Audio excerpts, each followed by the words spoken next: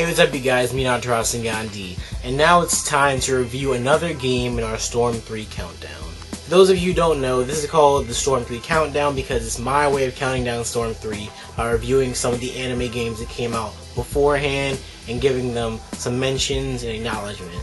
And the reason I'm reviewing them is because I want everybody to get out there and know what other games there are to play out there in the meantime before Storm 3 comes out. So if you haven't done so already, go back and watch the other two Storm 3 countdown videos and you'll probably see some games that you're really interested in. And also guys, don't forget to thumbs up and also subscribe. So right now, let's get straight into the review. What are these?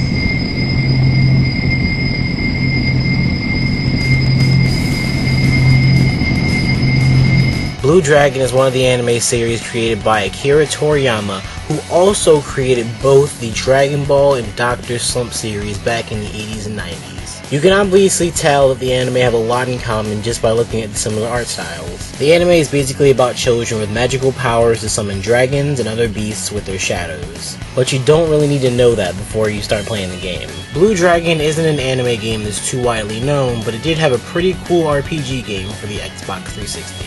Actually, this is my very first RPG game, and it was an amazing experience. Since I had already seen some of the Blue Dragon anime series, I could tell from the start that the storylines do not follow exactly in order, but it's not too big of a deal because the game's story is still good. You get to play as all the protagonist characters from the Blue Dragon series, except for Bouquet and Noi, that are characters only found in the anime.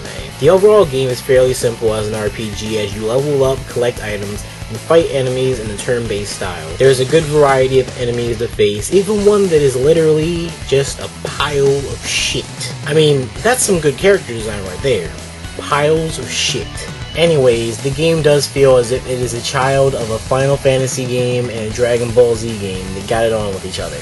But all sex jokes aside, the overall gameplay can get a bit stale after a while, just like with most RPGs, but one thing that mixes everything up for me is later on in the game when you have the ability to change your shadows into corporeal beasts that tear shit up.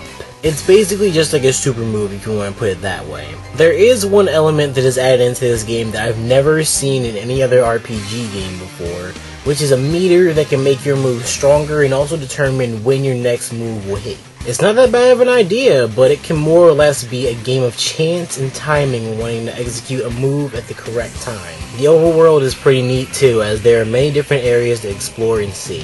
One of my only concerns with this game, however, is a minor one that comes along with it being an RPG on the 360. The game takes up so much space you need 3 discs to switch between at different points in the game.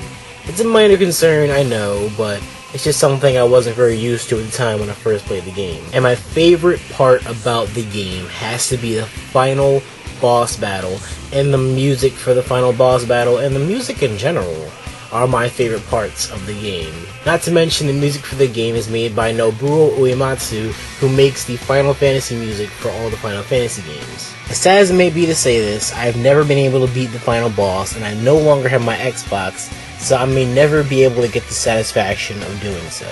But nevertheless, I have to say that Blue Dragon overall was a great game, and that I would love to experience its gameplay and story time and time again.